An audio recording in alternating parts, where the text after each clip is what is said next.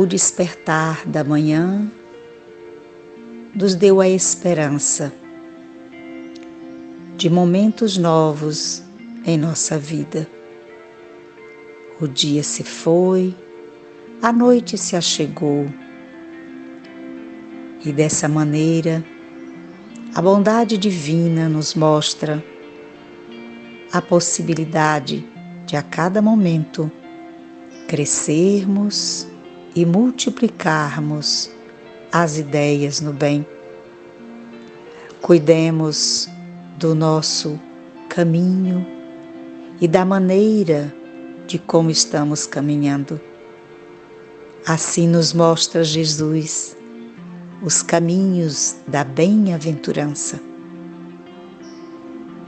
Que Jesus, a luz divina encarnada, que trouxe para nós a certeza de um mundo melhor, abracemos essa causa maior, unindo os bons pensamentos, os bons sentimentos, as boas ações, em benefício daqueles que estão à nossa volta, em benefício de todos os que necessitam deste amparo e que já se prepararam intimamente para receber a boa nova.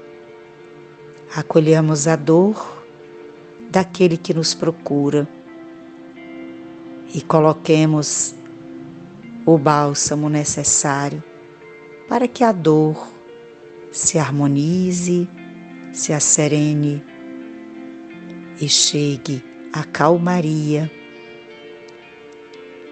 a esperança, a fé, a confiança.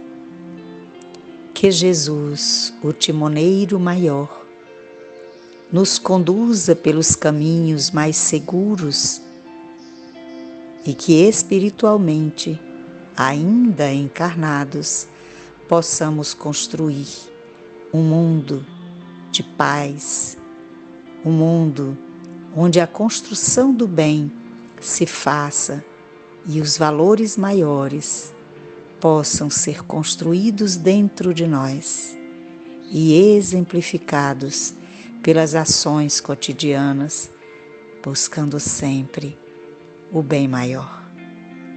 Ó Jesus, ampara-nos, fortalece-nos e encoraja-nos para seguir os teus passos e assim, nos unindo um ao outro, construamos a vida que nos ofereces, a vida de alegria, de serenidade, a vida onde a dor não nos faça sofrer, e sim que possamos compreender e seguir adiante.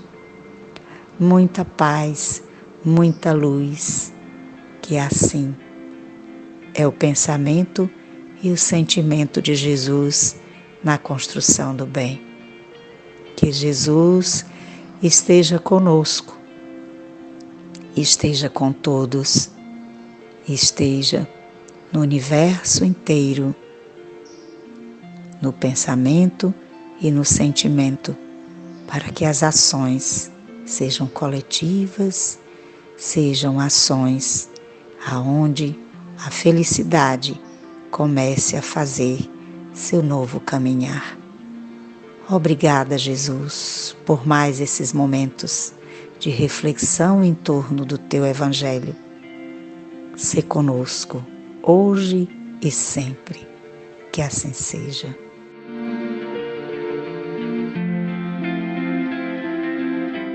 O Evangelho segundo o Espiritismo, capítulo 8, Bem-aventurados os que têm puro coração.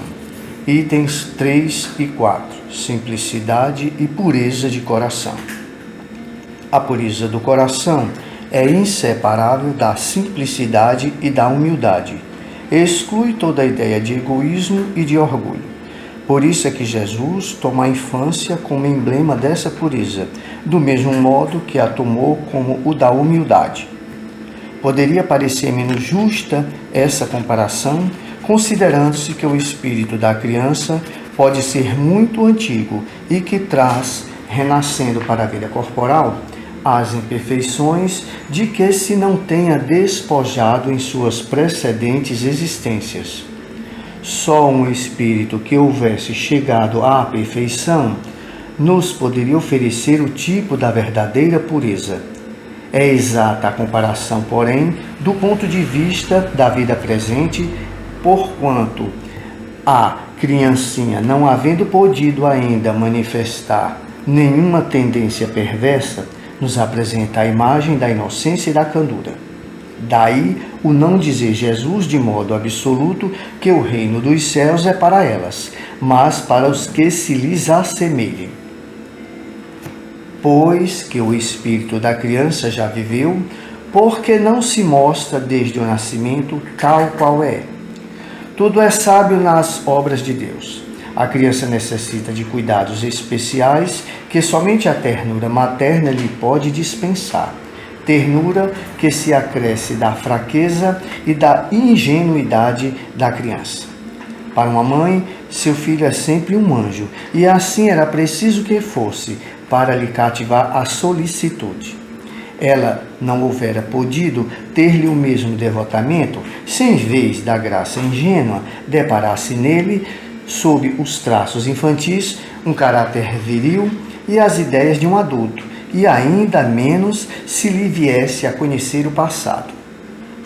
Aliás, faz-se necessário que a atividade do princípio inteligente seja proporcionada à fraqueza do corpo, que não poderia resistir a uma atividade muito grande do espírito, como se verifica nos indivíduos grandemente precoces. Essa a razão porque, ao aproximar-se-lhe a encarnação, o espírito entra em perturbação e perde pouco a pouco a consciência de si mesmo, ficando por certo tempo numa espécie de sono, durante o qual todas as suas faculdades permanecem em estado latente. É necessário esse estado de transição para que o espírito tenha um novo ponto de partida e para que esqueça em sua nova existência tudo aquilo que a possa entravar. Sobre ele, no entanto, reage o passado. É assim que o espírito renasce melhor, mais forte, moral e intelectualmente, sustentado e secundado pela intuição que conserva da experiência adquirida. A partir do nascimento, suas ideias tomam gradualmente impulso à medida que os órgãos se desenvolvem, pelo que se pode dizer que, no curso dos primeiros anos, o espírito é verdadeiramente criança, por se acharem ainda adormecidas as ideias que lhe formam o fundo do caráter. Durante o tempo em que seus instintos se conservam amodorrados, ele é mais maleável e, por isso mesmo, mais acessível às impressões capazes de lhe modificarem a natureza e de fazê-lo progredir, o que torna mais fácil a tarefa que incumbe aos pais. O espírito, pois, enverga temporariamente a túnica da inocência, e assim Jesus está com a verdade quando, sem embargo da anterioridade da alma, toma a criança por símbolo da pureza e da simplicidade.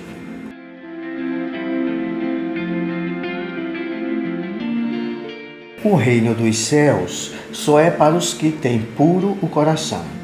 Jesus tomou a criança como símbolo dessa pureza, em razão da simplicidade e humildade que a caracteriza, e nos ensinou que, para conquistar a felicidade, devemos nos assemelhar a elas. A pureza de coração é inseparável da simplicidade e humildade, tal como estes se mostram em uma criança, pois nelas essas virtudes são naturais e não artifícios da aparência. A doutrina espírita, através da lei da reencarnação, nos demonstra, todavia, que o estado infantil não é necessariamente de pureza, pois o espírito da criança já é antigo e, na maioria das vezes, com muitos defeitos a corrigir e qualidades a aprimorar. O estado infantil é de esquecimento e ingenuidade temporários. Por isso, esse espírito que anima o corpo de uma criança não se mostra logo como é, para poder suscitar cuidados e ternura maternais. E também porque a fragilidade do seu corpo, ainda em formação, é incompatível com o caráter de um adulto. Para que não lhe imputemos excessiva severidade, Deus dá aos seres, quando nascem, todos os aspectos de inocência. Seu caráter temporariamente adormecido em razão do esquecimento, porque passa o espírito, ao reencarnar, só se manifesta gradativamente após o nascimento, à medida que os órgãos se desenvolvem e ele retorna à plenitude da consciência. Percebemos então a importância do estado de infância ao proporcionar ao espírito um recomeço com novas informações educativas para o seu progresso moral e intelectual. Nessa fase é que se lhe pode transformar os caracteres e reprimir os maus pendores, tal o dever que Deus impôs aos pais, missão sagrada de que terão de dar contas.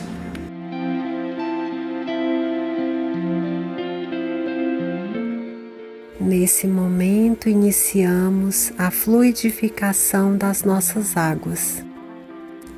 Pedimos à corrente médica de Dr. Bezerra de Menezes que possa colocar nessas águas o lenitivo que possa nos curar dos nossos males físicos, espirituais, morais e mentais.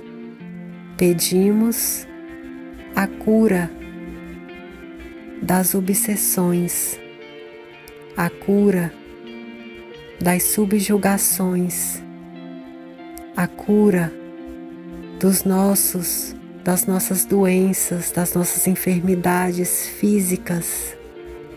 Pedimos por aquilo que nós ainda não conseguimos enxergar em nós mesmos. Pedimos a harmonia da nossa mente, a harmonia do nosso corpo físico. Pedimos muita paz, muita serenidade, um bom sono. Pedimos a cura da ansiedade, da depressão, dos problemas emocionais.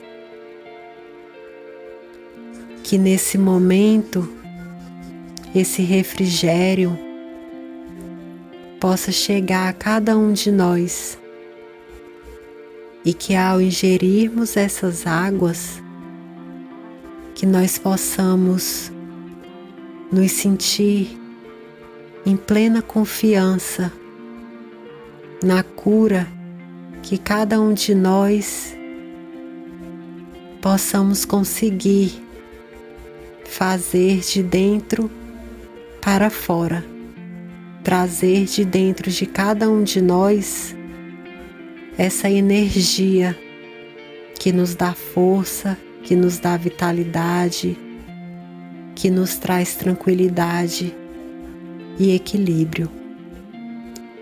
Graças a Deus e graças a Jesus.